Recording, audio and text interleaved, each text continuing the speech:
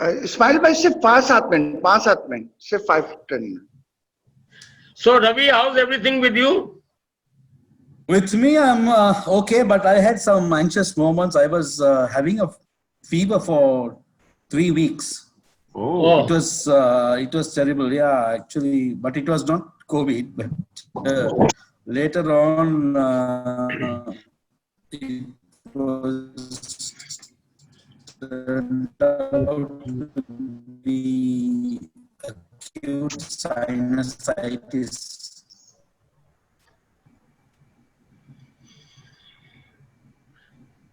We have been getting a lot of bad news, for the last 2-3 days. Well-known people, they just died. One very senior industrialist from a very big family, Mia Rafi, if some of the Pakistanis know about him, he died this morning also. In fact, his factory and my factory are neighbors. We have shared the same wall. So how Colombo is going to see, because there's a talk that they might open up end of July. So if that is the case, I might go there, because my other son is in Colombo. He's from UK. He went to Colombo. He couldn't come here. So he's in Colombo. 3 of us are here.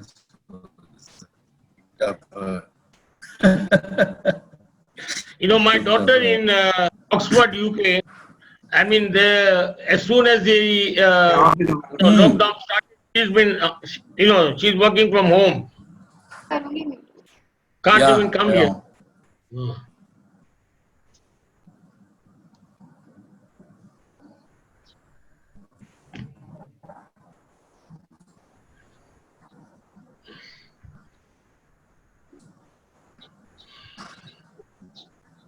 While we're waiting, can I ask a question? Does anyone know anything about the factory fire yesterday? Yeah. It was in the site area where I have my own factory. There's a fire on the top floor in the garment section.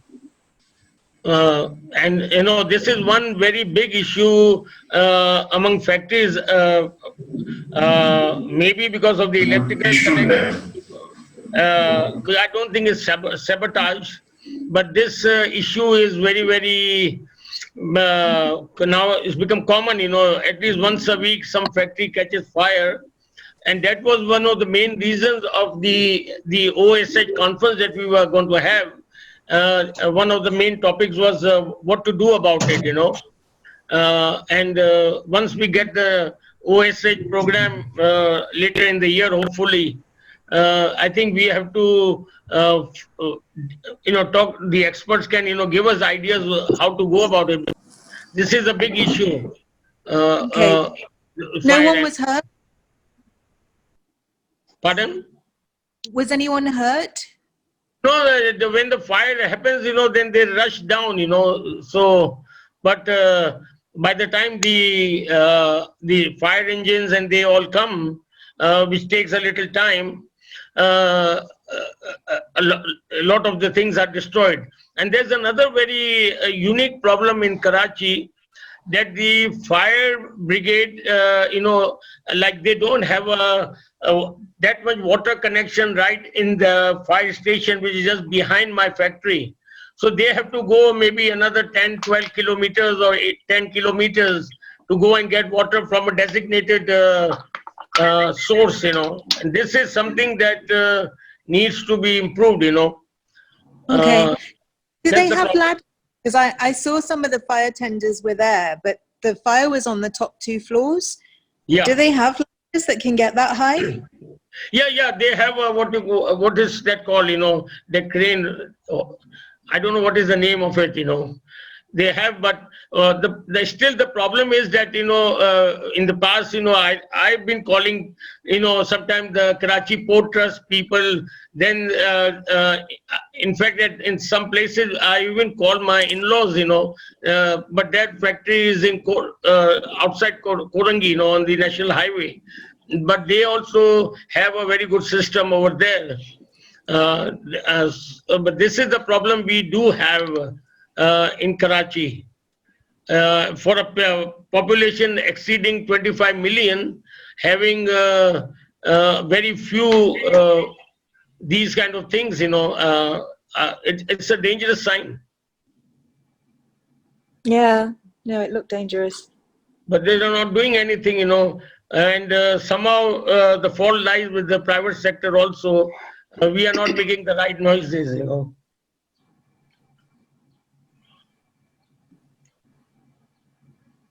Assalamu alaikum, Karamat bhai. जनाब कैसे हैं आप? आपकी दुआएं Hi. माशाल्लाह. Hello. अस्सलाम वालेकुम. वालेकुम सलाम. अस्सलाम वालेकुम एहसान साहब. अस्सलाम वालेकुम. अस्सलाम वालेकुम नजर भाई. वालेकुम अस्सलाम sir. How are you? Ingrid has joined us. She is online. Good morning, Ingrid. Good morning. Good morning, Ingrid. I think Ismail, you better start. Good morning.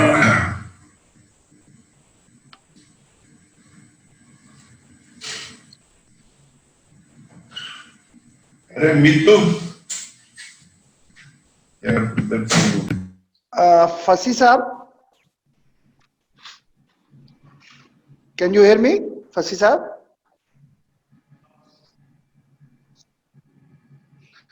Fasi Saab, you mute your, please open your mic. Is it okay? Yeah, now fine. You may be proceed, please. Okay. So, Bismillah Rahman Rahim. And Secretary Labour will join with a shorter while. Okay. We start the proceedings of today's national webinar, and I request Nazar Ali to recite a few verses from Holy Quran. A'udhu billahi minash shaitanir rajim. Bismillahir rahmanir rahim. Qul huwallahu ahad. Allahus samad. Lam yalid wa lam yulad wa lam yakul lahu kufuwan ahad. Sadaqallahu. Jazakallah Nazar. May I now request the President of Employers Federation of Pakistan, Mr. Ismail Suttar, to give his opening remarks, welcome remarks. Thank you, Fasi Saab. It is an honor and privilege to welcome all of you from all the 4 provinces and the ILO office, and people have also joined in from abroad. Thank you very much for joining this. And this is a national webinar on World Day Against Child Labor, organized every year by Employers Federation in collaboration with the tripartite stakeholders from all the provinces of Pakistan. We have been having the privilege of holding this seminar for the last a bit more than a decade. And EFP has been in the forefront in highlighting the problems of child labor in Pakistan and developing compatible strategies in addressing the issues of child labor in various sectors. The eradication of child labor from sports good industry in Sialkot is one such example of focused and integrated approach. EFP has also been working on addressing the child labor issues in the bricklane sector, the ginning and spinning sector of cotton supply chain.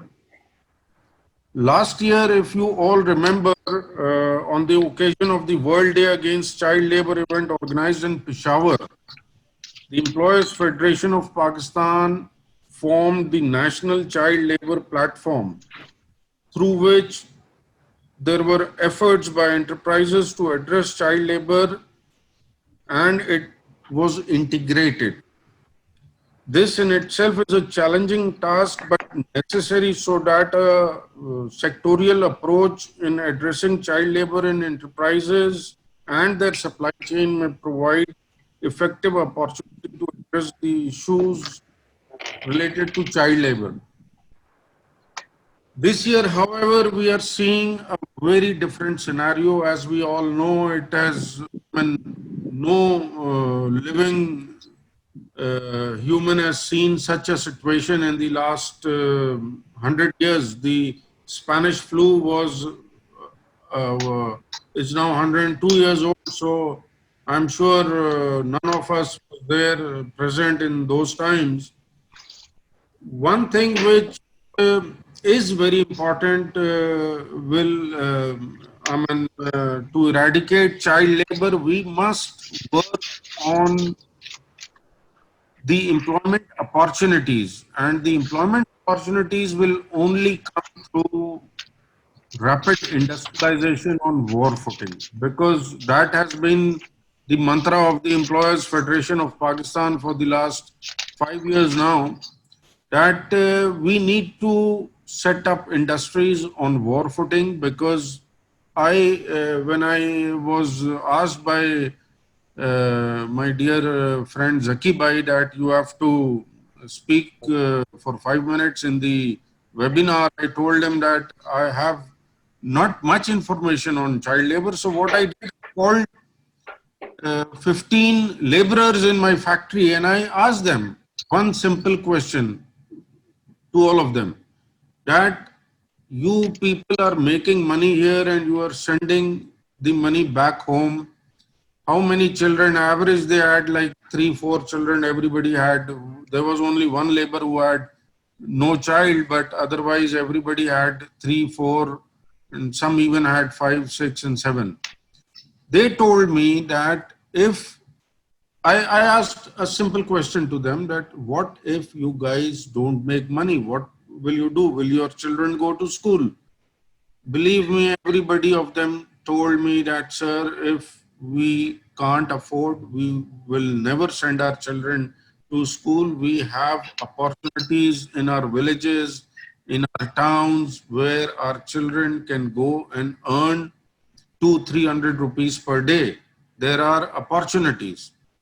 So it is very important for us, all of us, to understand that the generation of economic activity is what is going to stop child labor. If there is no economic activity, then people will be compelled to send their children to work because they won't be able to afford this high number of people at home doing nothing. And so this is a very important point which we all should take up with the governments and the private sector, as well as the people managing the economics in the country, that provision of employment will eventually, inshallah, eradicate the child labor issue once and for all. If you see at the developed economies where you see a lot of unemployment these days, you will find child labor there also, in those sectors also. But if you look at economies which are not in depression, you will not see a lot of child labor over there also. So just with this thought, I would like to hand over back to our Vice President, Mr. Zaki, or Fasi Saab. And thank you again, everybody, for joining this webinar. And I'm no expert on the subject, and I'm sure I will learn a lot after this webinar by hearing all of you. Thank you very much.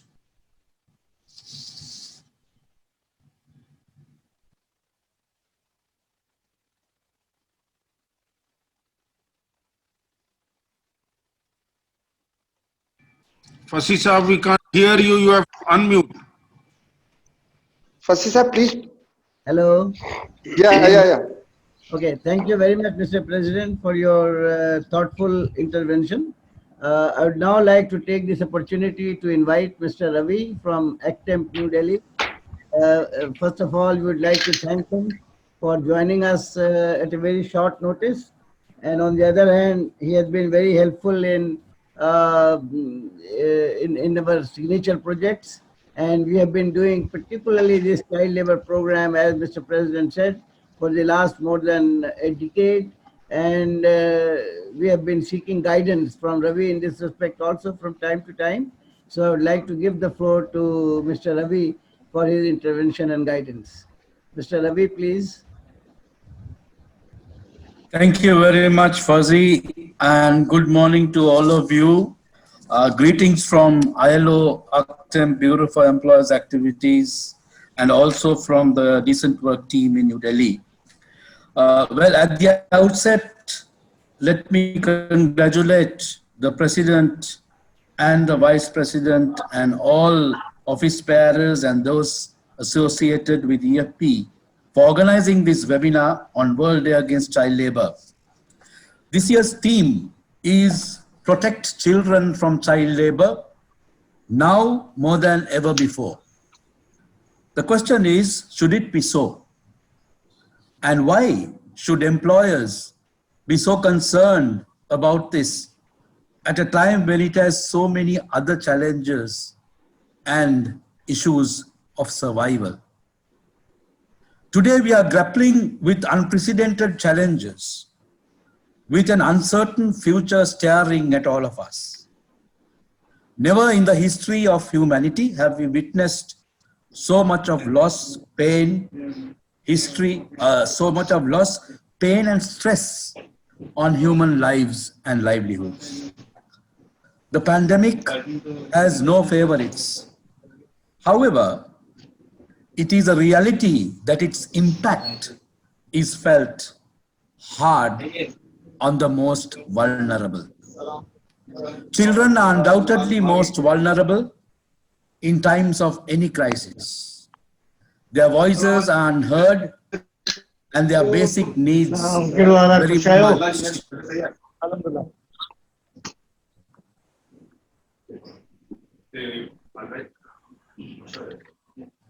May I request everybody else to please put on... Their voices are unheard and their basic needs very much neglected. Therefore, it is imperative that society take on the responsibility of safeguarding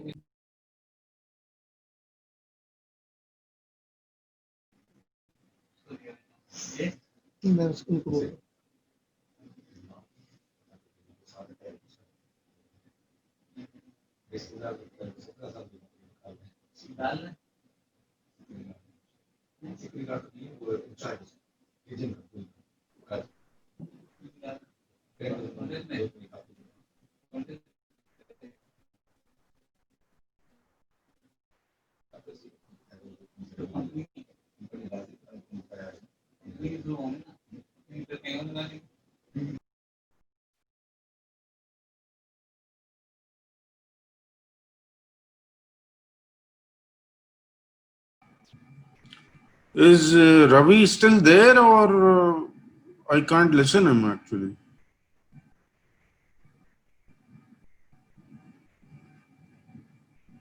I can't hear him either. I think he got disconnected. Ismail sir? Okay, so if we can check if he's back.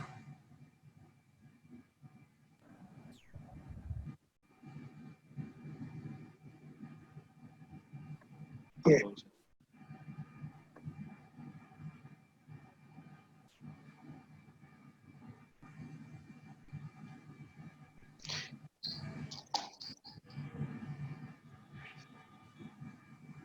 Or Fasi Sahab, if you want, we can continue. Fasi Sahab, you just received a message. Ravi is disconnect now. Okay. Fasi Sahab, Okay. can somebody send again Ravi to new connection? Okay. By the time Mr. Ravi comes back, may I request Ingrid to make an intervention? Ingrid Christensen, the country director, ILO Islamabad, has been very kind to be with us. Has been a Ravi is back. Ravi is Yes, back. I'm back. Okay, Ravi, please carry on. Okay. What is important is to appreciate that children are the future talent of any society. Children engaged in labor may lose out on life skills and future job opportunities.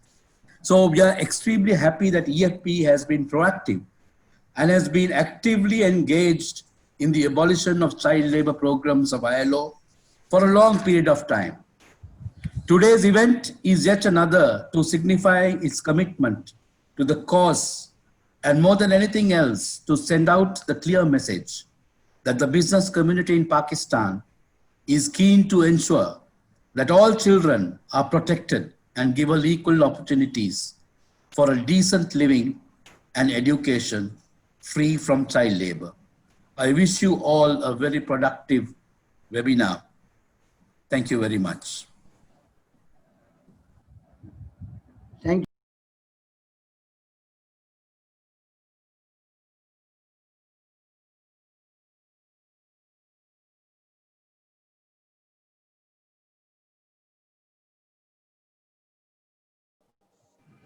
फसी साहब unmute करें तो समझ में आएगा ना यार आप. Okay. Am I audible? Okay. So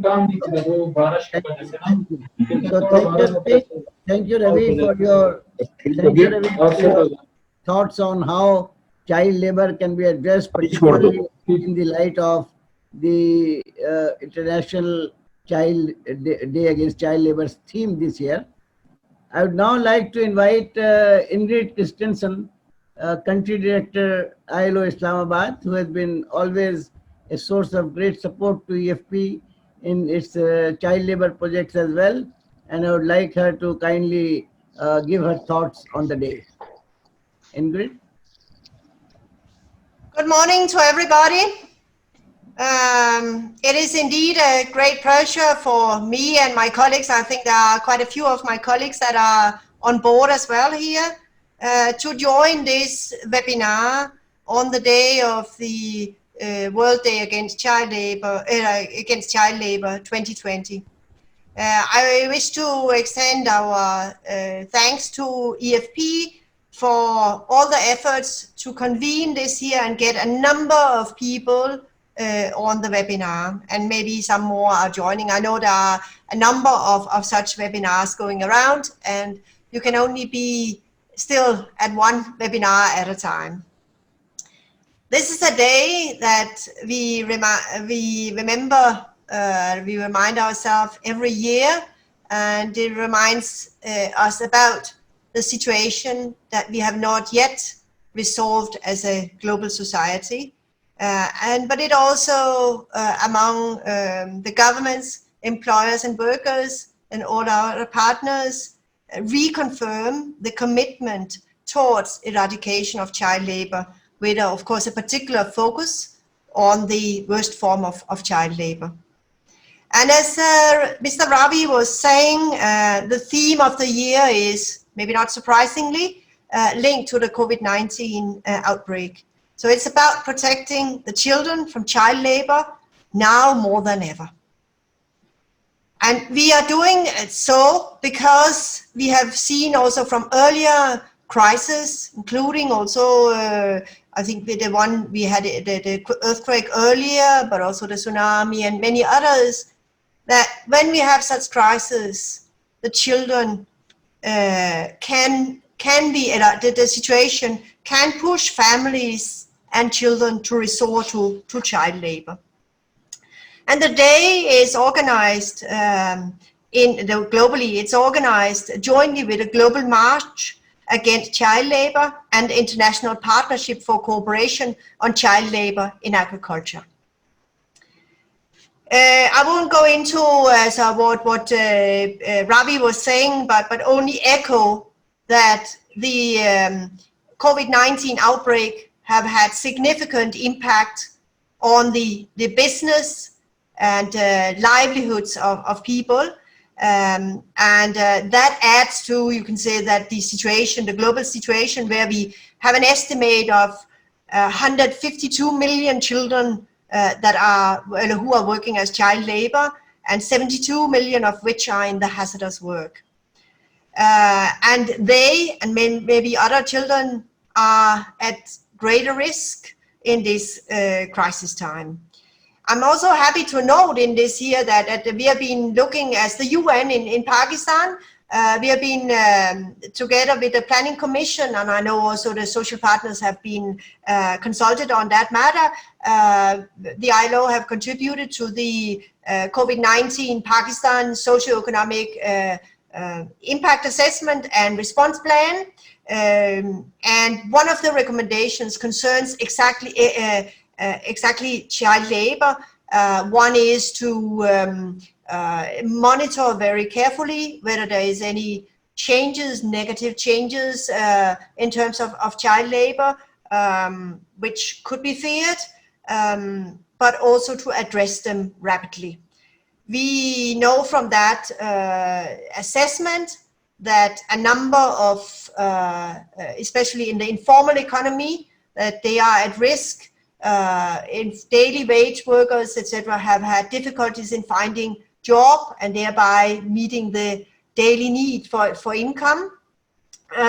We also know that the business continuity, the businesses are facing challenges, business continuity, but also as a you can say orders that could not be delivered, and maybe getting raw materials, etc. And then there is of course the very imminent risk, and that is to the safety and health once the business is resuming in terms of exposure to coronavirus.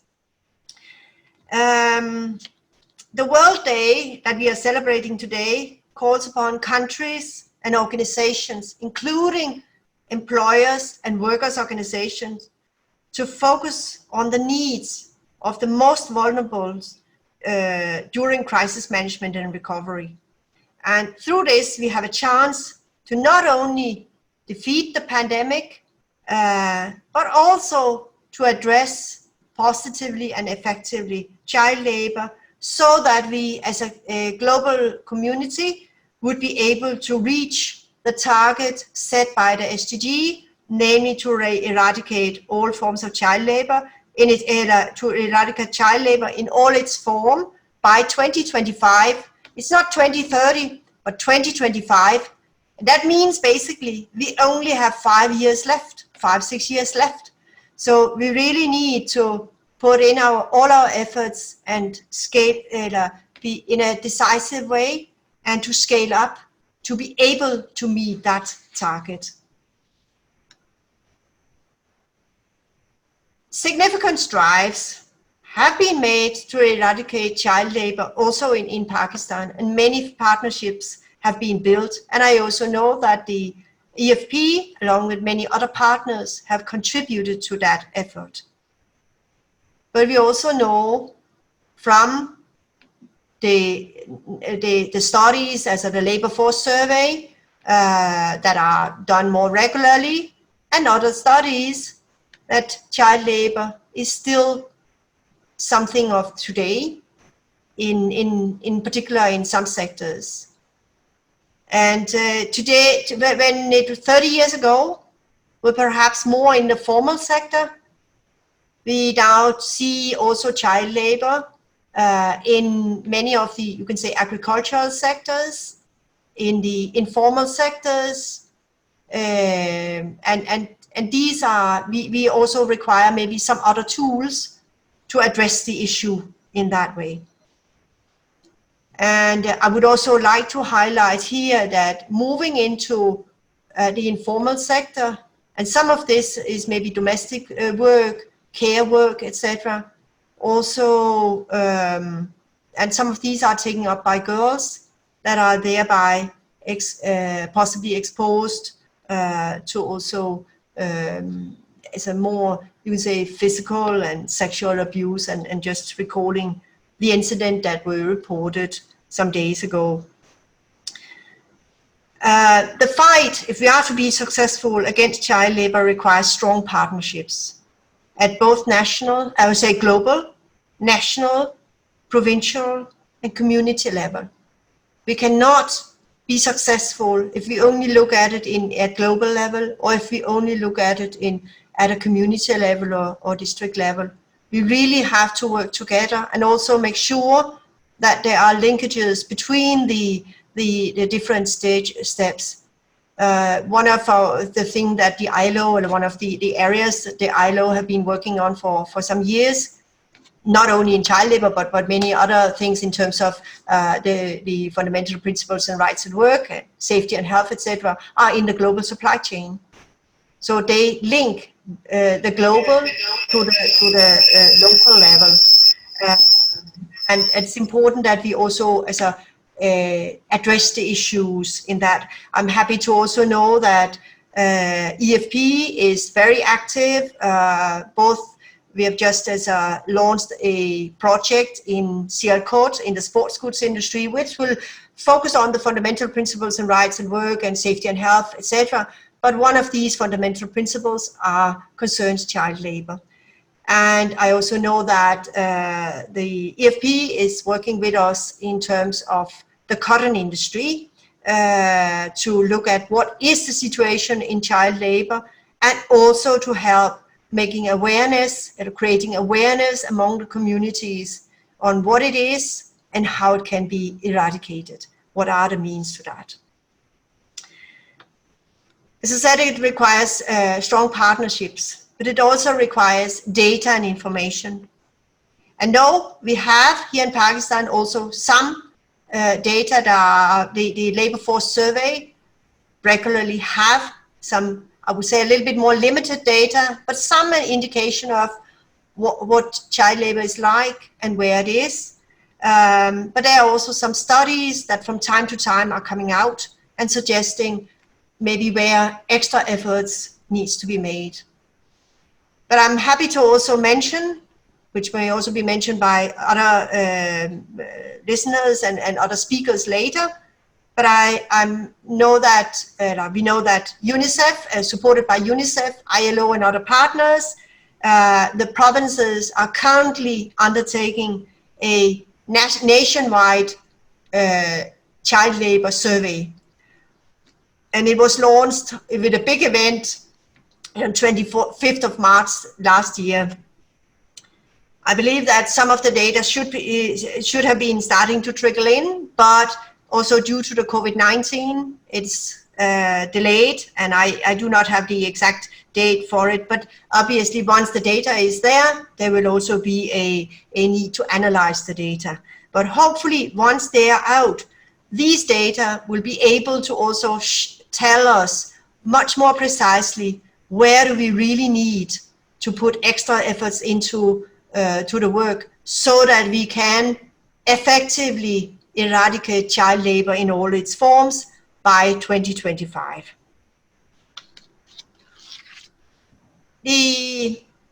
But it's a complex issue. Child labor is a complex issue, and therefore also the solutions are complex. It's not only linked to, you can say, the world of work.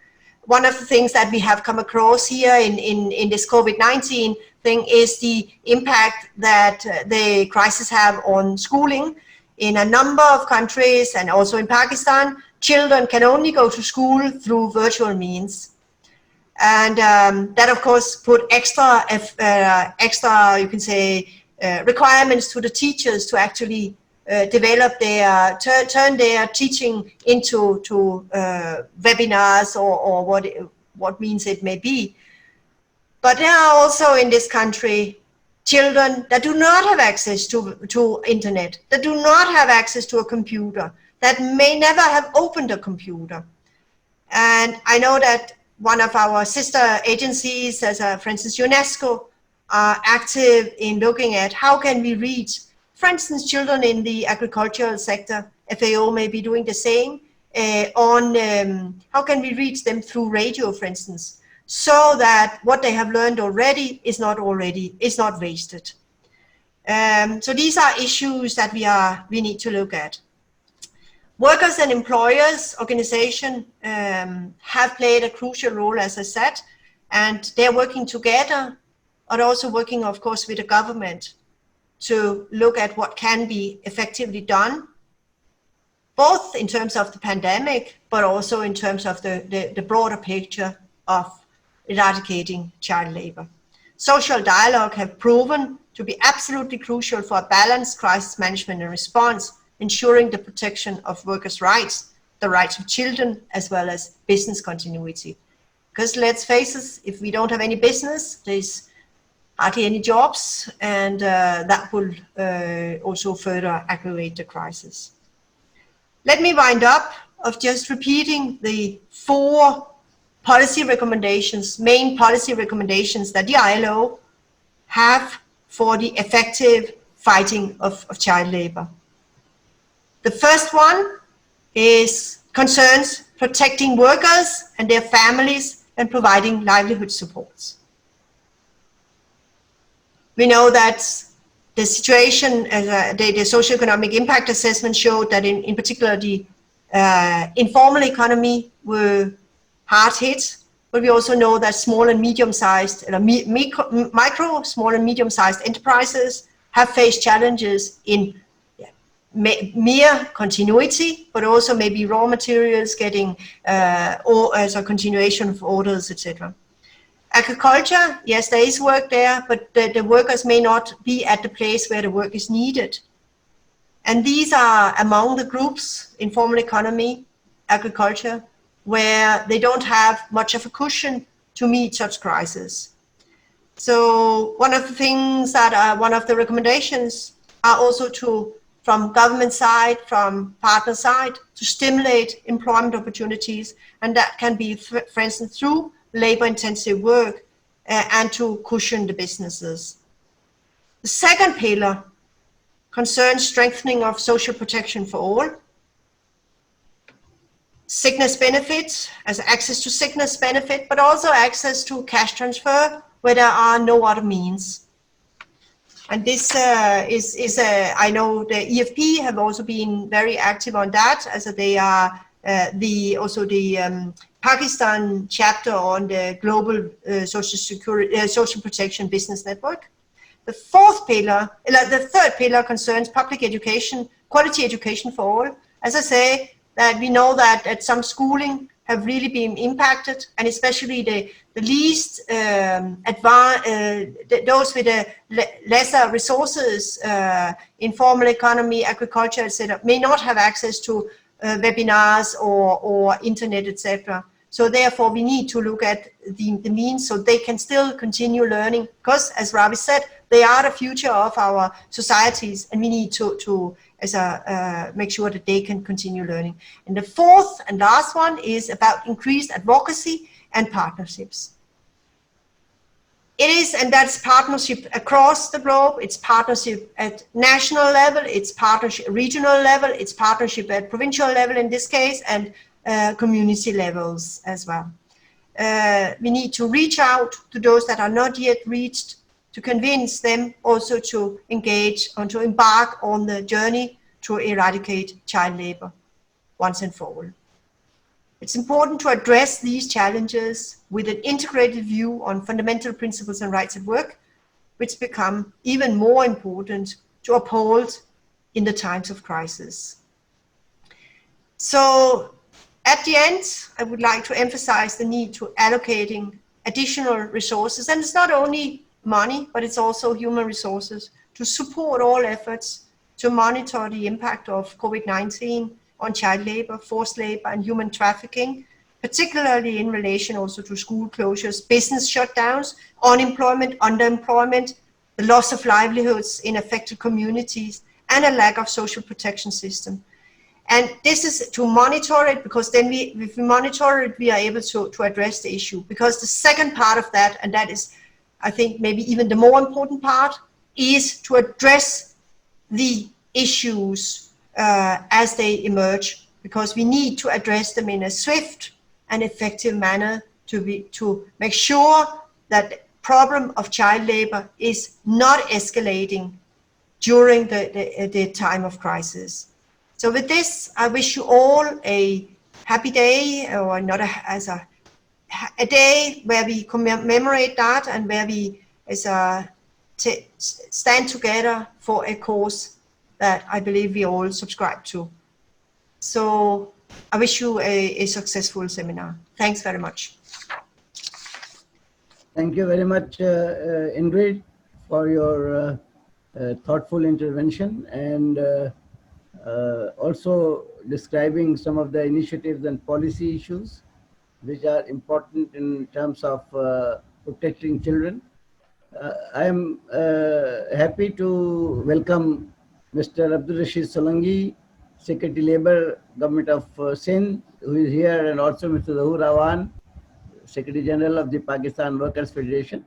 I now take the opportunity of requesting Abdul Rashid Solanki Sahab, representing the government, to kindly give his views on this very important issue of the subject. Rashid Solanki Sahab.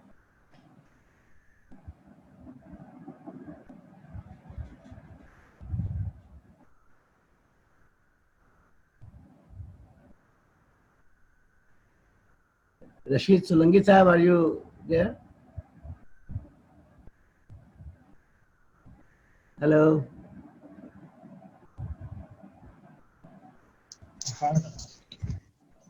Thank you mister फसील करीम सिद्दीकी साहब, मेरी आवाज आ रही है, clear है?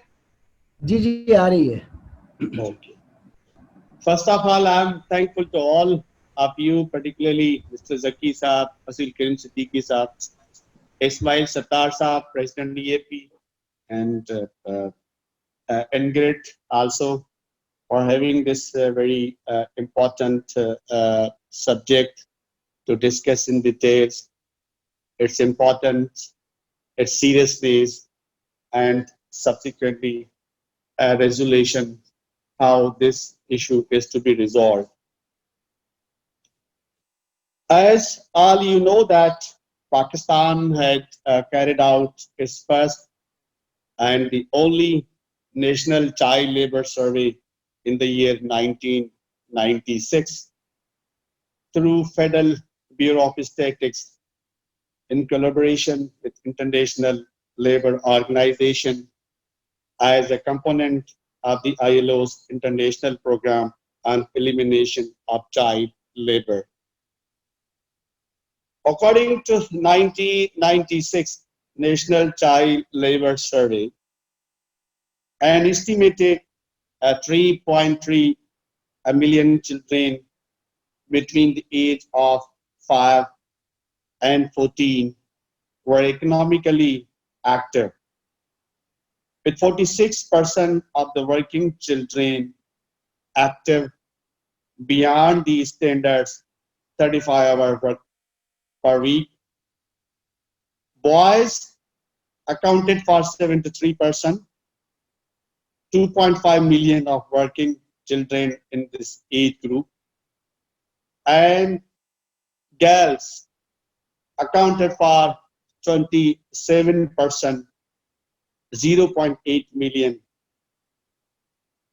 The survey also revealed that children in rural areas were 8 times more likely to be economically active than those in urban areas.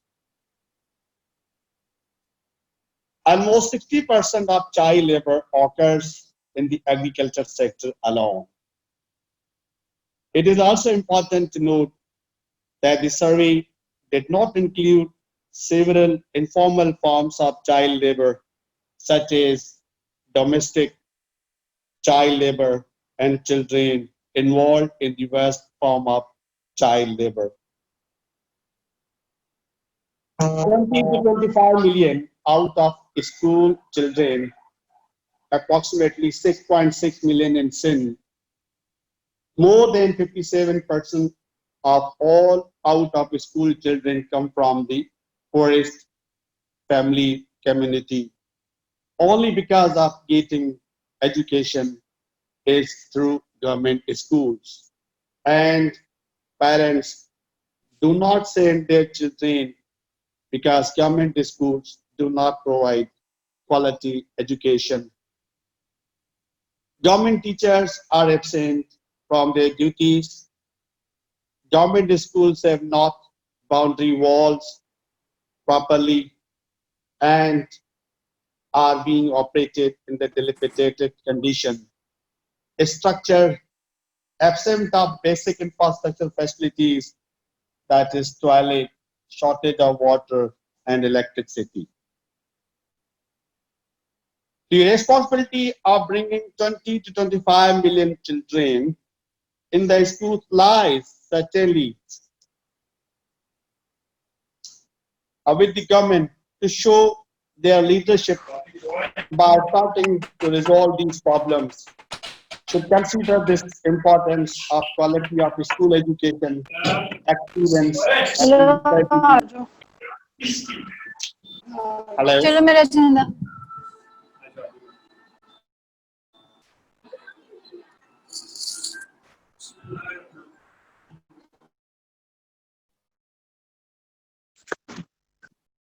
Causes of child labor.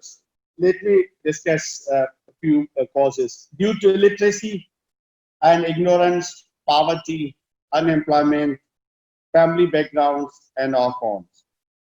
Pakistan's population is about 212.74 million approximately, which ranks at 6th in the list of the country with the growth rate of 1.88%. 20 to 25 million children are out of school. No child should be forced to drop out of school and work. It is a daunting challenge not only to bring them back to school, but also to inspire them to stay in school. Many are tempted to go back to the street and work.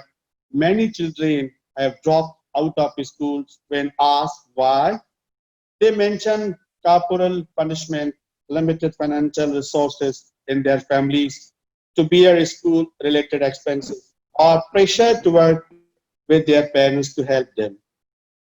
As we know that free and compulsory education is the right of every child to be provided by the state, but despite being the signatory of UN Charter, unfortunately, country has failed to provide the right to its citizens. Though Article 25A of Constitution of Islamic Republic of Pakistan obligates the state to provide free and compulsory quality education to children of the age of 5 to 16 years. We have to plan thoroughly for the improvement of quality education, and federal and provincial government should also consider importance of school experience in their strategy to enroll and retain children in school. According to multiple indicator cluster survey conducted in 2014 by Planning and Development Department and Bureau of Statistics, 26% children are involved in child labor in Sindh. The survey findings also showed that 14.7% boys aged 15 to 17 are involved in economic activities for 43 hours or more, compared with only 3.1% of girls. Sindh Personal Labor Policy 2018, which provides that social and economic well-being of the people of Sindh is one of the principal objectives of government of Sindh. The overriding goals herewith is to create a society that is free from exploitation and ensures the welfare of all, and an economy where assets and incomes are distributed equitably. The government of Sindh will take legal as well as other measures to regulate and control the employment of children in certain occupation and process considered hazardous and injections to their health.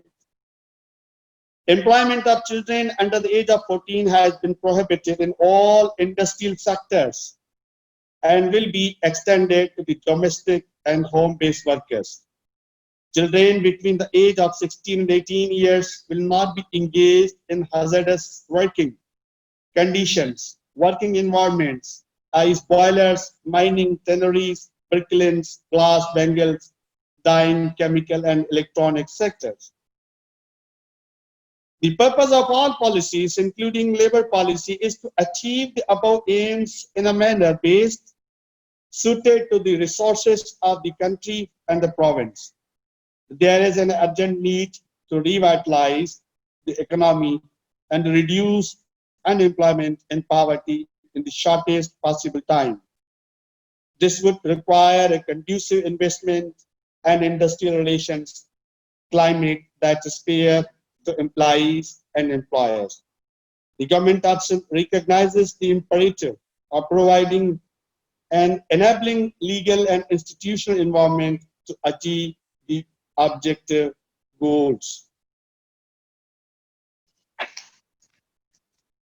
Government option has also passed Sindh Factories Act 2015 and its rules have also been notified.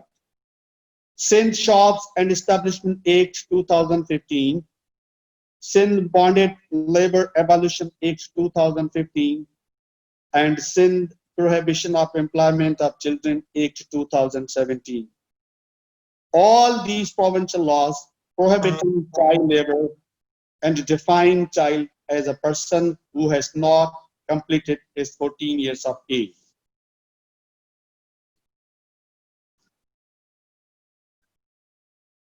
Government option is very serious to eliminate the menace of child labor, and in this regard, our efforts have been continuing since long, and various seminars and conferences have also been held for this purpose. Since last decade, and also many training programs have been arranged for Labor Department officials to impart them technical skills and to make them enable for getting rid of child labor problem. District Jamshoro has already been declared as a child labor-free district, and a number of seminars and rallies and awareness programs have already been held in this district. To implement this district child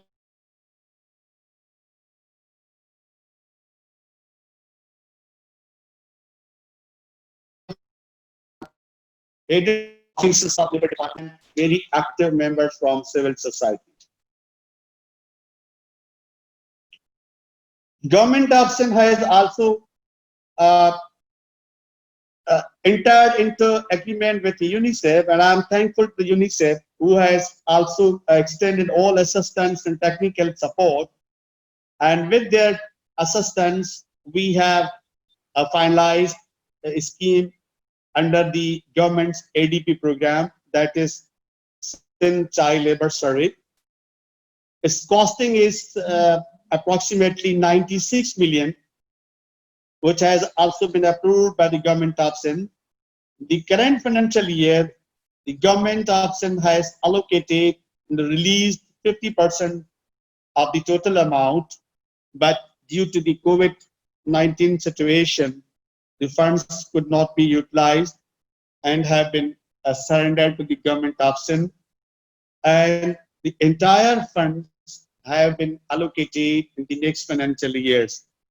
And I'm quite confident that next year this scheme would be completed, and once the survey is completed, we'll be in a better position about the actual data, how many child labor is involved and which sectors are involved more. As I already told that we are fully aware about this menace, and government is fully aware and committed to eradicate this child labor from this province, because we think that the child, which is the future of our Pakistan, our country, is to be protected by all means. So let's come together, sit together, and work together for the eradication of child labor and save the future of Pakistan. Thank you very much.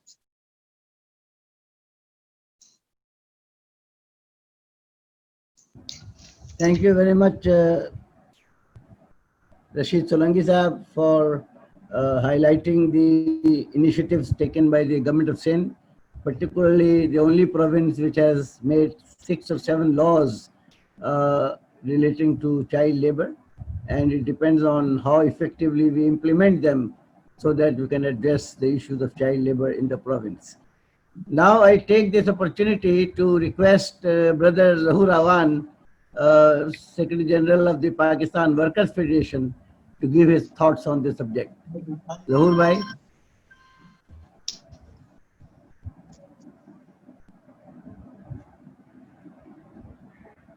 Zahur bhai, we can't hear you.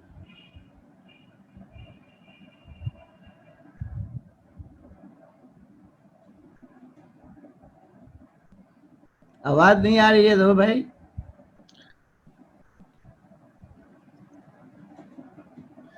ज़हूर भाई unmute कर दीजिए, unmute. ठीक है, हाँ कर दिया। आ रही है आवाज? अब आ रही है। Thank you very much. Let me at the outset, I am very thankful to Employer Federation of Pakistan for having this initiative on the World Day Against Child Labor, that is today, 12th June. Previously, myself and Brother Majid Aziz, we were celebrating it during ILC, when 12th June was usually a day in between the ILC. So usually we were attending that big gathering, although there were similar gathering also in Pakistan, but just because of the coronavirus, it is not now possible. So I, first of all, thankful to you for this initiative. Although Pakistan Worker Federation Forum will also be held where you will be also participant in the late afternoon today. Importantly, we also signed, Employer Federation of Pakistan and Pakistan Worker Federation, yesterday signed for today, this joint statement on the issue of the child labor. Moreover, there was quite good bilateralism that existed between employer organization and worker organizations, even at the time when this was started. Particularly, if we say, I think I encourage that the book which I have written on 100 years of ILO, and that constitute that part of 138 and 182 number convention, in which the struggle of the ILO is very, very visible and highlighted there, starting even from 1919.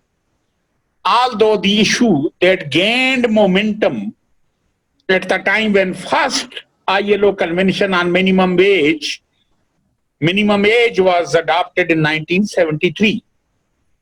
And from 1973 onwards, then this issue was greatly highlighted, more particularly in the interest of that how children, they do have the right to learn and play, and how eradication can come for proper rehabilitation. So by this way today, even although the population growth is too high, but still when worldwide figure, which says about 152 million children, those were 250 million children 20 years ago. It means progress has been made by that sense, but still it exists 152 million. Although out of this 152 million, worldwide, 108 million still prevails in the agriculture sector, and then rest that is in the informal economy, which means children, they are on job not by the registered employers, that is informal and agriculture and other unregistered employers. This occupation also, the children, although its number still stands 73 million, but even that is reported in our joint statement with the EFP and PWF. But 171 million were in existence at the time 20 years back. Moreover, particularly the Convention 138 and 182 was form of child labor and minimum age for children. That has more universal ratification. The most ratified Convention 182 on the worst form of the child labor, the ratification number is almost 100%, except one very small country is left to put its signature for ratification. Rest, the core ILO convention. So, by this way, if I say that IPIC, International Program on Elimination of Child Labor, started in 1992, played a very great and important role for this eradication. Now, let me see that what we can do in the future. Data. It is very much unfortunate to note that we are still relying on 1996 data, which is 24 years old. And children identified 3.3 million at that time. By that data, no one is in child labor. This means data is so old. But unfortunately, although there is, Ingrid this morning mentioned that there is revised data, it may be coming because of coronavirus. But even previously, European Union has funded to bring data for the child labor. But unfortunately, Bureau of Statistics at the federal level, they could not even utilize the fund of the European Union to bring about that how presently is in existence of the child labor in Pakistan, so that when we quote the example worldwide, we should also quote here that situation in Pakistan is stands where.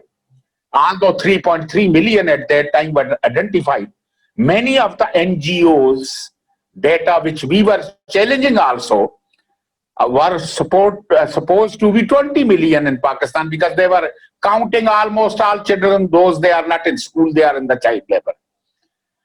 So by this way, I think 2025 now is ahead, where Sustainable Development Goal 8.7, it says complete eradication. So how to meet this? Moreover, I think this coronavirus, unemployment, how much it is growing worldwide, how much it is growing in Pakistani context because of the closure of the industries, and where would children, those they will go. School education. Even many of those who were middle class earners, even they have started to dropping their children from the private schools so that they cannot afford to pay the fee of their children. What would happen for rest of the other children after coronavirus? Like for instance, we usually say abolition of bonded labor and bonded child labor. Now alone in brick kiln industry in whole Punjab, which stands around 2 million workers, if they will not go on debt bondage, the children will be by the same way under debt bondage. That will increase tremendously. Social protection. Unfortunately, sometime when we say social protection laws in Pakistan for the workers, still those from the organized or formal sector is contributed only by the employer. Government, neither of the any province nor federal, they put a single penny, single rupees, even so far I know, in any of the provincial employees social security fund, or even at the federal level EOBI worker welfare fund. So on the social protection sector, although Mazdoor Ehsaas program was started, but the report was prepared in which I think high work was done by the provinces also. Provincial Labor Department, they also contributed at the federal level. of their recommendation, particularly major representation was made by Brother Majid Aziz and myself on behalf of workers and on behalf of employer. But its report is still in the shelf. Almost 1 year has been passed. So far that labor expert group has proposed that there should have been a cell at the federal level to see this, that how those recommendations, those they can be crowned with success in the time to come. But let we see.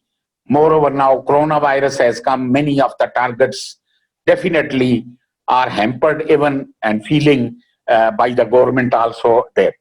Last point, Brother Siddiqui, from me is because of time constraint. Today is Friday, and I don't want to, otherwise I am very much part of many of the things on the child labor. 182 convention was passed, in which in the ILO 2 years I was regularly going there in the child labor committee organized by worker. Similarly, almost there has been 4 child labor conferences those days been held. I attended out of those Amsterdam Child Labor Conference, this Oslo conference, Brazil, I could not get properly the visa on time. So that was the reason I know more and can contribute more things on it. Policy suggestions are already, we have in the paper, which have been submitted and released a week ago. But last point to me is because of Friday prayers, migrant workers at this time, those they are coming from the Gulf, facing huge problem. Moreover, on the return ticket, which is too high for them, and when they are getting loan to return, to make their return just, and moreover, they are thrown out of the job. Already, I have had a meeting with Brother Zulfiqar, and I told in that meeting that would it be possible for us that how we, the worker organization, together with Employer Federation of Pakistan, can make a complaint in the ILO in the Gulf workers, those they have come back, are those they have thrown out of the job and they are not getting their entitled dues even from Gulf side of the companies. So by this way, those they are coming, how they would suffer, how their plight is covered, how they would be able, even those migrant workers, to sustain their livelihood, and how we can make this that their children can be in the similar school like they were before the coronavirus, and the losing of their jobs in the Gulf, particularly in the Gulf and many other countries as well. And moreover, even today, some report I have seen, even in Balochistan today, there are reported to have been 300,000, mean 3 lakh children. In some report I have seen, I was told, they are now in the streets, although with the threat of the coronavirus, but they are doing their level best to pick up things from here and there to sell that. So by this way, the thing is growing very up. Only thing is this, enforcement of the labor laws that is done either through the labor inspectorate of the labor departments, as well as where there is unions, those they enforce it well. But unfortunately, number of the union workforce and in the formal economy is that is in existence. But rest in the informal economy, only we have to rely. But here also we are very much in lack because of our strongest voice. There has not been so tremendous increase as is required on the social protection law to cover from the informal economy. How it is possible? These things needs proper enforcement of the laws. Although labor laws in Pakistan by the provincial governments comparatively better in South Asia for us. The thing is for us how to enforce them properly well. Thank you, Brother Siddiqui, for these my views. Thank you very much, Zahur Bhai. The journey is long, the struggle is difficult, but employers and workers will continue to continue with the efforts that they are making for addressing the child labor issue. I am privileged to have the Director General Labour from Balochistan, Janab Saeed Ahmed Sahab, who has joined us in spite of the fact that he is in quarantine. I would like to thank you, Saeed Sahab, and would request you to give the Balochistan perspective on child labour. Sir. Bismillah ar-Rahman ar-Rahim. Thank you, everyone. I hope I'm audible and visible. Ji. Thank you very much, sir. As very rightly pointed out by our different colleagues, that the basic contributing factors for the child labor are poverty, illiteracy, backwardness, and unfortunately, all these factors have more prevalence in Balochistan. So, having said that, it means that the child labor effect is more in Balochistan than the rest of the sister provinces. I'll try to be very concise and to the point. As far as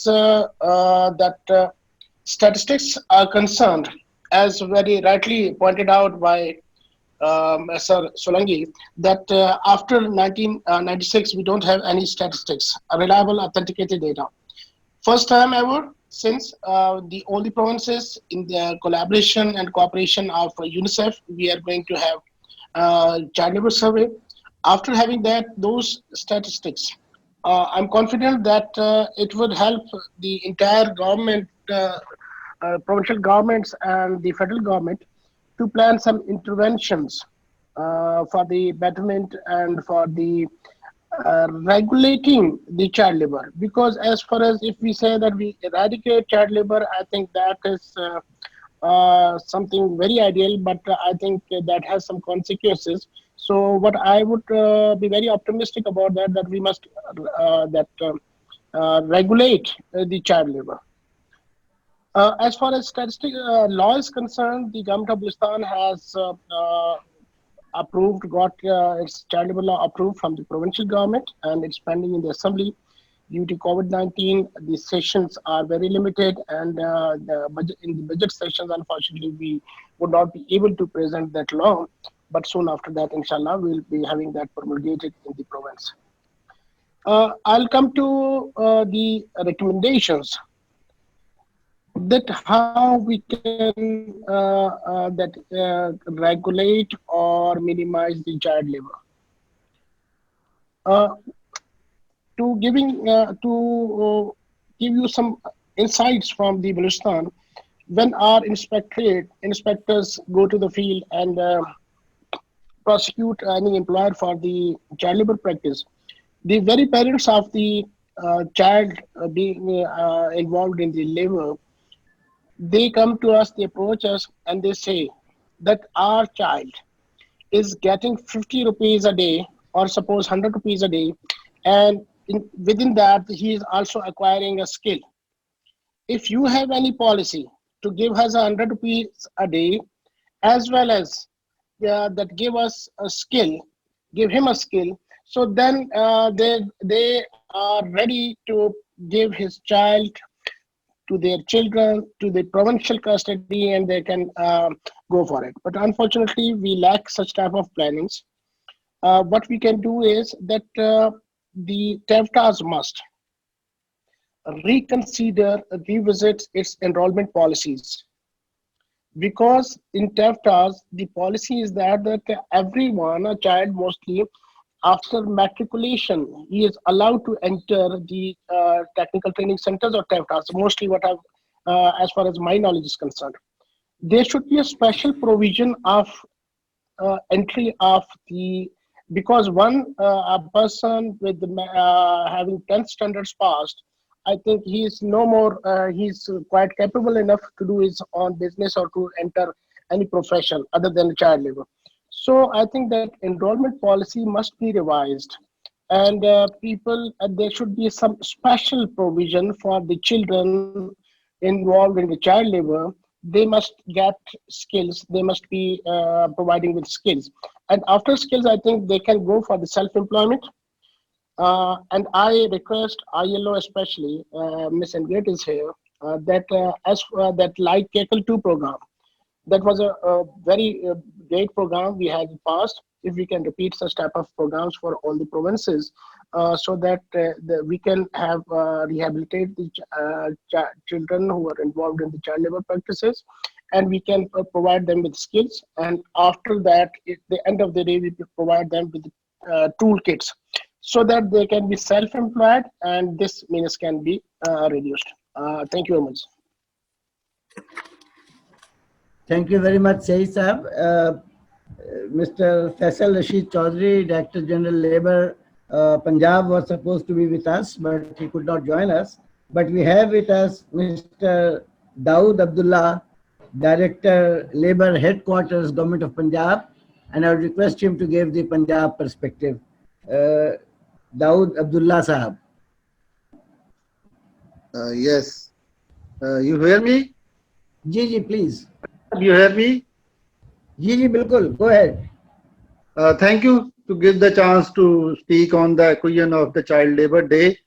Definitely, Punjab government is very much sensitive on the issue. We have a number of steps, including the two laws. That is, one is our own law, Restriction on Employment of Children Act, and second is the provision of the Child Labour Act Curriculum. And in only the labour's law, in which on the violation we can register FIR to the police, and the owners or employers who employs the child labor can be arrested and take to the prison for the 7 days to 3 months. So this show that our sincerity to the issue, but it's not such. Child labor is not cannot be resolved this issue by taking some legal action against employers or some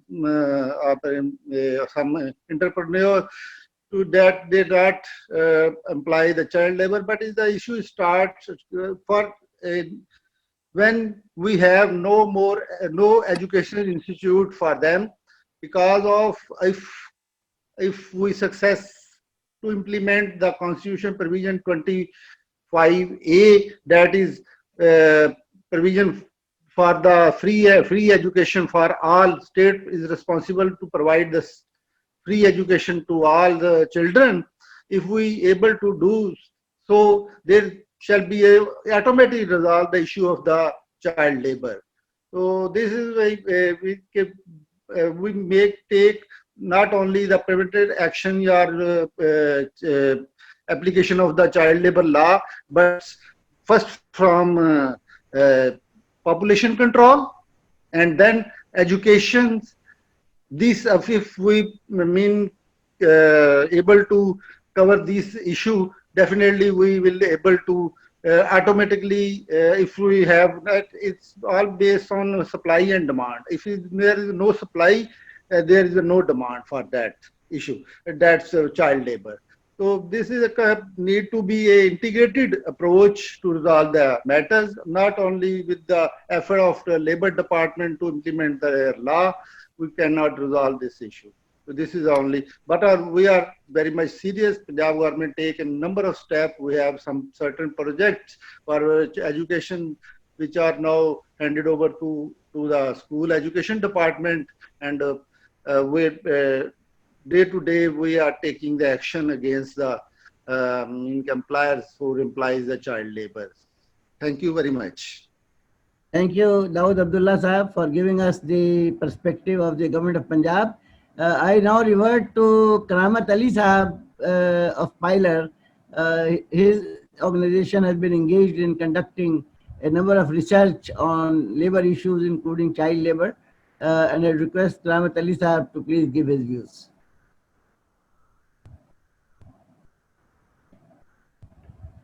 Karamat Sahab? जी आवाज आ रही है? जी आ रही है बिल्कुल, please.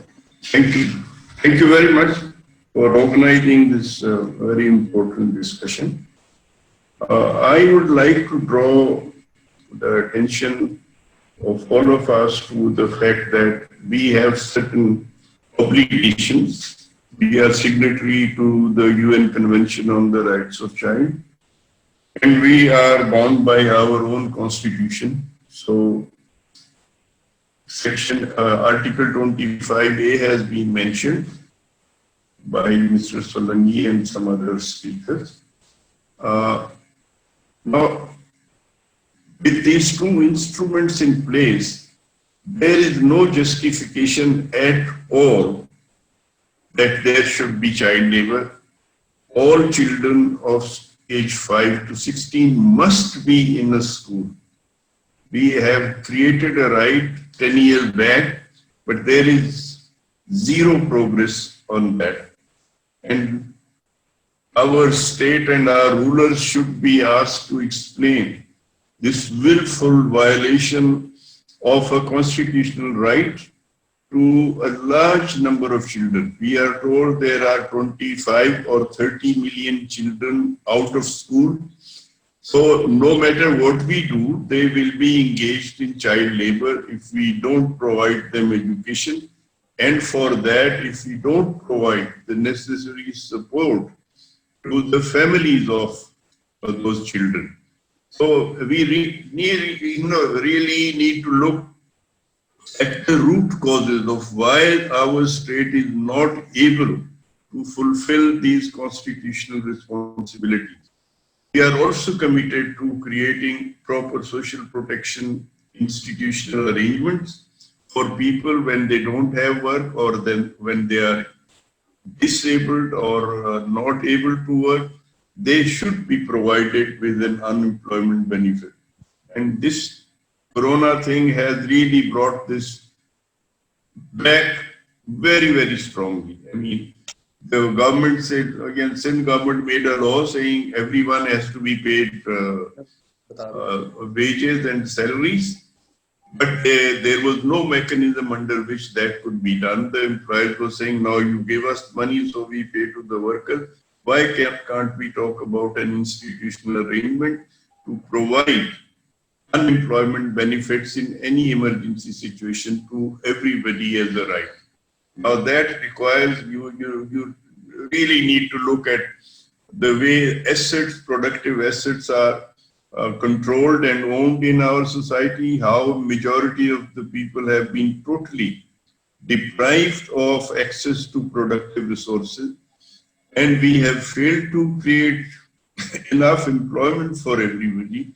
And unless we address those, and we need to change our priorities, we have to stop spending everything on totally non-productive sort of expenditures, which have no relevance for the majority of the people, and especially these poor children who are losing their childhood, who are losing their right to be educated and to look for better opportunities. So we really need to address those major basic issues. Without that, and we have to commit ourselves, the state as well as the citizens, to stop violating the constitutional provision and stop actually, most of all, violating the rights of children who do not have their own voice and they cannot stand up and, catch us. How can you deprive us of these basic rights, which will never be able to get if we don't go to school at age 5, you will never go to a school. So I think we take this on this day. Child labor has no justification. The state has to take responsibility. If not, we should stop talking about eliminating child labor or talking about constitutional rights. So my request is that we should go beyond the existing frameworks. Those are actually the hurdles in the way of ordinary people, especially disabled and children, who exercise their fundamental rights. Thank you very much. Thank you, Karama Sahab. We need to go beyond the normal, and surely that is a very important message. We are privileged to have today amongst us Caroline Bates, the project manager of ILES. And may I request Caroline to please give your views on the subject. Caroline?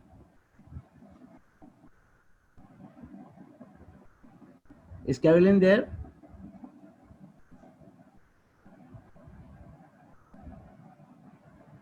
Hello, Caroline, are you there?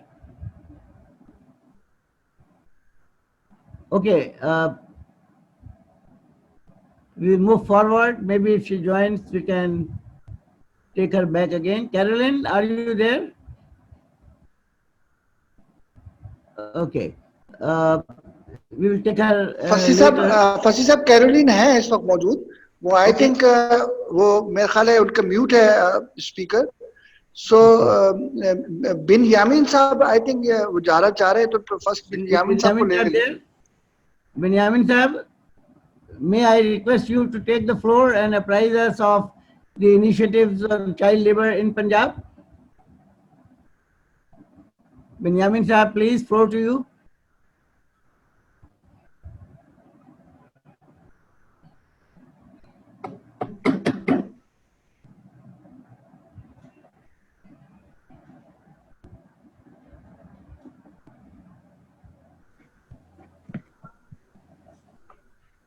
Benjamin Sahab?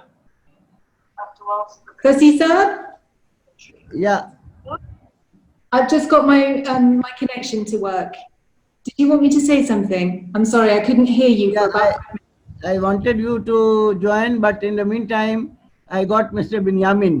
He has to leave, so can I take your permission to allow Benjamin Sahab to... Yes, of course. Benjamin already exists. No more Benjamin now. Benjamin is not... Okay. So, Caroline, can we request you to please give your thought on the subject? Of course. We can't see you.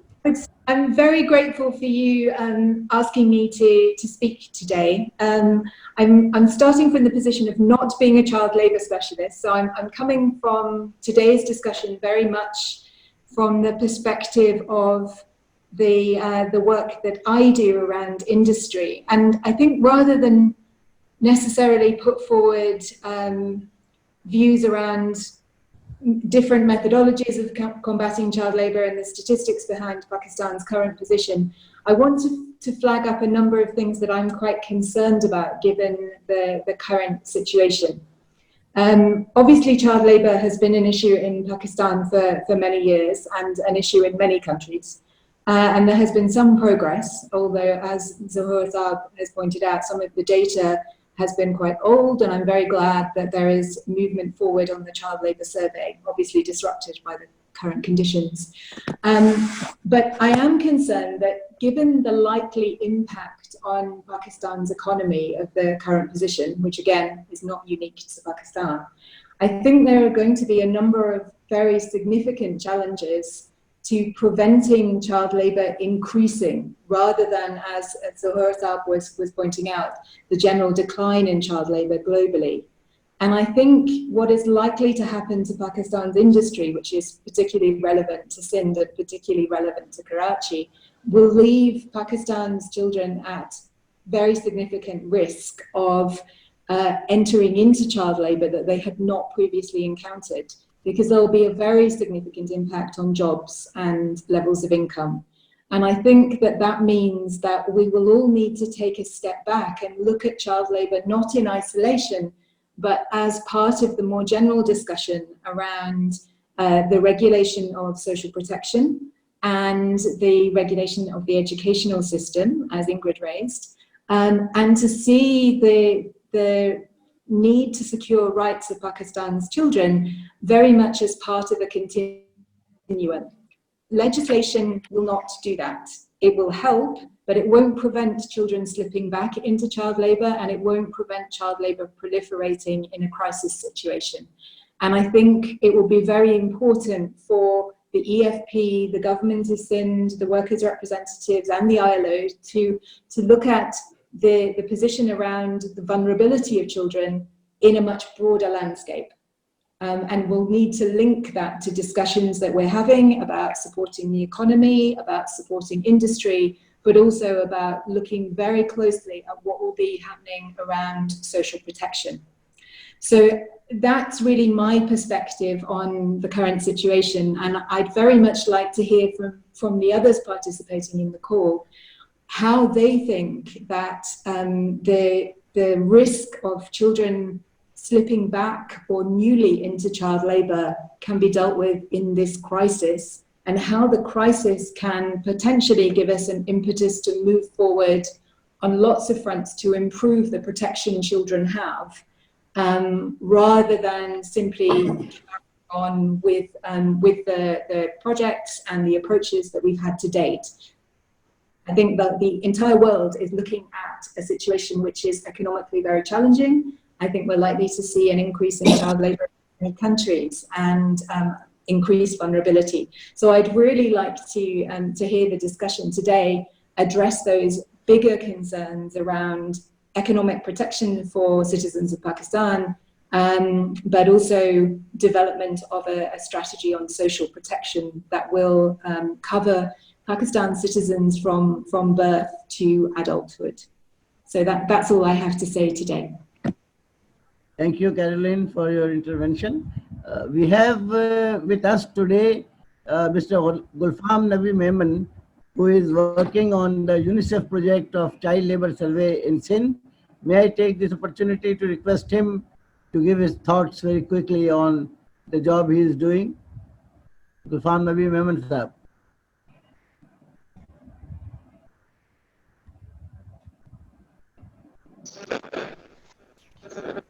Hello. Please go ahead. Okay, you are hearing me? Ji, bilkul. Thank you so much. Thank you so much for inviting me on a very dangerous and very lethal issue of child labor. Let me apprise you about the latest survey situation of the Sindh province. As you know that it's a child labor survey we are going to conduct in the Sindh province, which is a collaboration of Sindh government and UNICEF are one.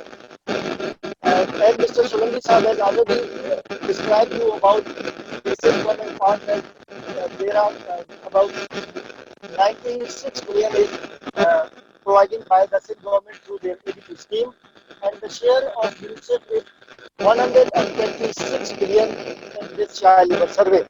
So I can very briefly, because the time is don't take so much time of you. We have been finalized the questionnaire, which is based on the SILPAC methodology, and this questionnaire is developed by the Mannheim University of Germany. We have been completed the POP for pre-testing, and we have also hired the 2 computer professionals to collect this data on the server. And the sample design has been received from the EBS. We have been completed the listing process of throughout the Sindh province. 98% of listing has been completed. Only 2% is remaining in the Karachi division. And we are just waiting for the final rollout plan, in which we have been conducted the interviews for the enumerators and surveyors who are going to collect this data. But unfortunately, due to the COVID-19 situation, we have taken the interview, but we cannot select them, and we are in the process to wait until some time to wrap up this COVID-19. So this is the situation of Sindh province regarding the survey, and hopefully I think by the end of this year we are in a position to complete this data, and by the beginning of next year we are in a position to notify or issue this data as well. And in the last, मैं आप सब लोगों का इंतहाई शुक्रगुजार हूँ कि आपने ये मौका फराहम किया इस फोरम से हम अपने अपने ख्यालात का इज़हार कर सकें. खासतौर से मैं शुक्रगुजार हूँ कि उन्होंने ये फोरम प्रोवाइड किया कि हम अपने ख्यालात का इज़हार करें. एक आखिरी बात जो मैं कहना चाहूँगा वो ये है कि हमारे पास इंटरनेशनल ऑब्लिगेशन भी है, ILO की कन्वेंशन भी है जो हमने रेटिफाई की हुई है, हमारे बेशुमार लॉज भी हैं, लेकिन क्या वजह है कि इन सब चीज़ों की मौजूदगी में हमारे पास चाइल्ड लेबर कम नहीं हो रहा, ये बढ़ रहा है. तो इस एक पॉइंट पे हमें सोचने की जरूरत है कि इन सारी कोशिशों और हमारी जिसमें एम्प्लॉयर भी है, वर्कर भी है, गवर्नमेंट भी करती है, लेकिन चाइल्ड लेबर कम नहीं हो रहा, हमारे पास बढ़ रहा है. तो इस बात की जरूरत है कि हम देखें कि कहाँ पर पर हम लोग को खामी है जो हम इस चीज को कंट्रोल नहीं कर रहे। बहुत शुक्रिया, thank you so much. Fasi Sahab, if you may allow me just half a minute. गुलफाम भाई अगर आप म्यूट कर देंगे तो एक्चुअली क्लियर हो जाएगा। Thank you.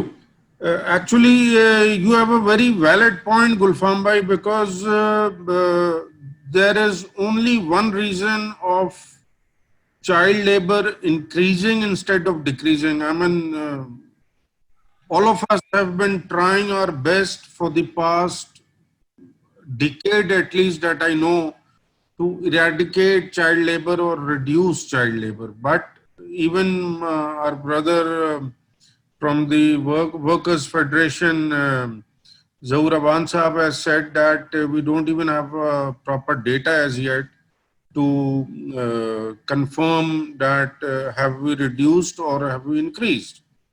The basic root cause is deindustrialization. If you will have unemployment, if you ask any poor family that what will you do to survive, they will eventually have no option to send their children to the school, rather they'll be sending them to work. So the country, I mean, if we want to work on the root cause is we need to go for rapid industrialization on war footing. That is what I feel personally, that since the last 25-30 years, Pakistan has started working towards becoming a trading nation rather than becoming a industrialized nation. So once the government starts working on industrialization, taking it seriously, we will, I mean, this one step would eradicate not only the issue of child labor, but it will eradicate a number of other issues. Thank you very much. Thank you, President Saab. Now we are coming towards almost the close. We have slightly crossed the time limit. I am taking this opportunity to request Mr. Malik Tahir Javed Saab, our board member from Lahore, to please share his thoughts on this subject. Bismillah ar-Rahman ar-Rahim. Thank you very much, Fasi Saab. I'll be very brief because this is a Jummah time. Basically, my point starts with the poverty alleviation in Pakistan and in the poor countries. Until and unless the governments and the global powers get involved into this, until poverty is not alleviated, the child labor will never finish. It will always continue. And naturally, second thing is the education. If our children are not going to the school to be educated, they will all end up as a child labor. And then the economical policies of the government and of the countries and of the people and of the industrialists, they have to be so lucrative that we don't have to bring in the childs to the industry or to the workplace. And then after that, I think regarding the industry in Pakistan, you are going to have a very bad time in the future because of the COVID-19 situation. I think it will take a little time for the industry to grow up, because we have had a severe time in the last 3 to 4 months, and the industry is trying to survive itself. So relying on the industry, I think it's not going to help us. After that, sir, agriculture. Agriculture is the main, you know, our crops are not going to be very healthy this year. That is also going to be a bad point for the child elimination. At the end, sir, I think as Employer Federation takes up the steps, Workers' Federation is very active on it to keeping this, this topic alive. This is very important that we keep the things rolling, and the ILO and the UNICEF The government has to realize this. And I know that from Lahore Chamber of Commerce, we have in the last 20, 30 years worked a lot on the child labor elimination, and we did pretty well with the government of Punjab. As Mr. Daud Saab is also sitting here and he's witnessing and he's saying that I think our Punjab has done pretty well. I think now the Jummah is around the corner. I will stop my input. Thank you very much for giving me a chance. Thank you. Thank you very much, Malik Saab. I would now give the floor to the Vice President EFP, Zaki Ahmed Khan Saab, to please wind up vote of thanks and summarize the program. Thank you, Fasih Saab. Before present the vote of thanks, I'm requesting to our immediate past President, Mr. Majid Aziz, to few comments on this subject and on behalf of EFP to present vote of thanks. Mr. Majid Aziz, our immediate past President. Thank you, Majid Bhai. Actually, I'm a listener here. I didn't want to comment anything, but I've written on the chat. The problem is, if you have seen the economic survey, we are really in dire trouble. And even if we accept the government figures, which I usually don't, and because it's worse than what the government figures are. But what I see is, and as I've written there, I'm have to take a pessimistic view that, and which most of the speakers today also highlighted. We are going to see an upsurge in the child labor, no matter what the government does or whatever we do. It is going to increase because survival of a family is paramount. The problem with us is that we are representing the formal sector, and it becomes very difficult to pass on the message to the informal sector. This is one of the reasons when as Brother Zahoor also mentioned, the labor expert group, and a lot of the people here, Ingrid is there, Rabia is there, along with me, and Brother Zahoor, Daud Saab is there. We all worked hard to come up with a report, and unfortunately, as Zahoor Bhai said, it's been 1 year that the action plan, the report has not been launched because Imran Khan is busy doing something else. It should have been just through, as I mentioned, through a press conference, and that would have given some impetus to quite a few issues like the home-based workers, the informal workers, and the social security, UOBI, child labor. It's all there. All we have to do is that I'll agree with President Ismail Suttar, because the problem is that we are it's deindustrialization, and the reports have showed that a large-scale manufacturing went negative. Very, very simple. We used to export more than $25 billion. This year, we will go less than $20 billion. What it means is that already we have the capacity to increase exports by $5 billion at least. You don't have to do anything else. This is the time that the government should close its books and listen to what the private sector has already said over the years. This is the time to incentivize. I know the government is wasting money, but this money will be spent in with the purpose that will bring in dollars, and same time giving employment. If the COVID goes on another month, I'm sorry to state that we are going to see more factory closures, despite the Sindh ordinance or any other the authorities come up with. We are going to lose, and we will see factories. Zaki, you are inside, you go and take a round and you will see factories are closing down. So I want to end this thing that when I was in the past 14, 15 years in the Employees Federation of Pakistan, in the 80s and 90s, Mr. Ashraf W. Kabani, child labor, we did a lot of work on that. But as somebody mentioned, even after 25 years, I think we are where we should not be, but we are still there. Thank you very much. Thank you. Finally, I would like to thanks all of you on behalf of President and Board of Directors to grace this occasion. And I think this webinar is one of the best, I think, on behalf of EFP. And once again, because of short of time of prayers, Jummah prayers, and once again, thank you, all of you, Ingrid, Zahura Bhai, Karamat Bhai, and all my colleagues.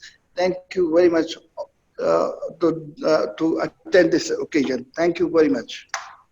Thank you very much, Zaki Saab. With 15 speakers and about 70 participants, this was surely, I agree with you, one of the important activity which Employers Federation did at a very short notice.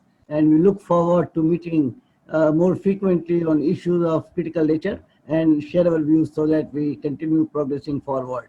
So with these few words, once again, thanks to your